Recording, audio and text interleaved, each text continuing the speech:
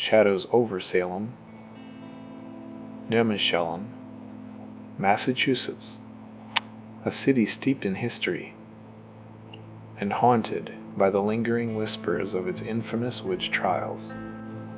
The cobblestone streets and colonial architecture hold secrets that have transcended centuries. On the surface, Salem appeared to be just another quaint New England town, but those who delved deeper knew that something darker lurked beneath. Michael and Sarah Thompson moved to Salem in search of a fresh start. The couple, both writers, were drawn to the city's eerie charm and rich history. They rented a restored colonial house on Essex Street, a stone's throw from the bustling Salem Witch Museum.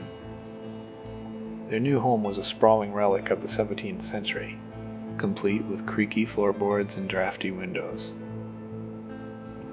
It was perfect. It didn't take long for Michael to feel the strange energy that permeated the house. The air was thick with the scent of old books and something else, something acrid and metallic. Sarah, ever the skeptic, brushed off his concerns as nothing more than an overactive imagination, fueled by their new surroundings. One stormy evening, while Michael was rummaging through the attic for inspiration, he stumbled upon an old, dusty trunk. Intrigued, he pried it open and found a collection of handwritten journals. The leather-bound books were filled with meticulous script, documenting the life of a woman named Abigail Garrison. Abigail had lived in the house during the height of the witch trials and had been accused of practicing dark magic.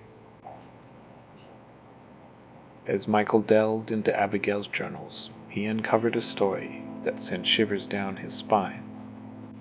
Abigail had claimed to possess the power to communicate with the dead, a gift that she had used to help the townspeople connect with their lost loved ones. However, her abilities had come at a terrible cost. Abigail wrote of a malevolent spirit that had attached itself to her, a shadowy figure she referred to as the Watcher. This entity fed on fear and suffering. The more Michael read, the more he felt the Watcher's presence in the house. Strange occurrences began to escalate. Flickered. Cold drafts swept through the rooms, and disembodied whisper echoed in the dead of night. Michael's dreams were plagued by nightmarish visions of a figure lurking in the shadows, its eyes glowing with an unnatural light. One night, Sarah woke to find Michael standing at the foot of their bed, his eyes wide and vacant. He muttered incoherently, his voice a raspy whisper. "He's coming. The Watcher is coming," before she could react. Michael collapsed, his body convulsing violently. Desperate for answers, Sarah reached out to the local historical society. She met with an elderly woman named Margaret, who had lived in Salem her entire life.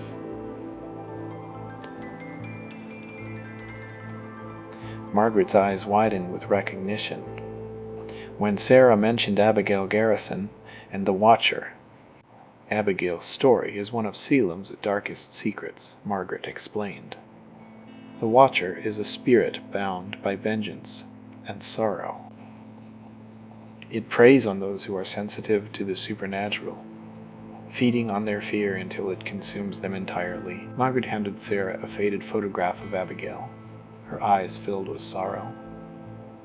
"There's a way to banish the Watcher, but it requires great courage.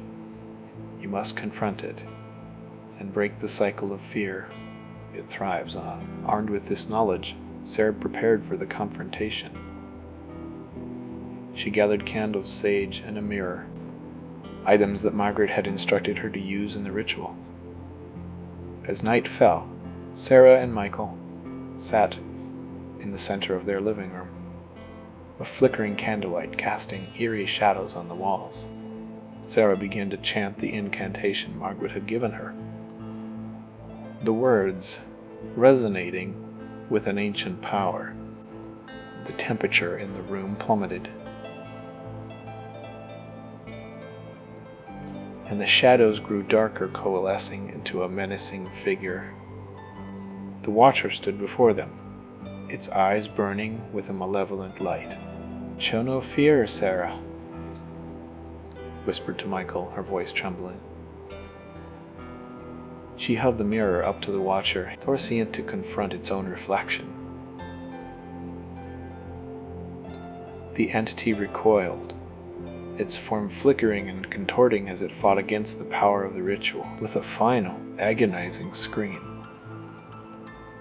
The Watcher disintegrated into a cloud of darkness, dissipating into the air.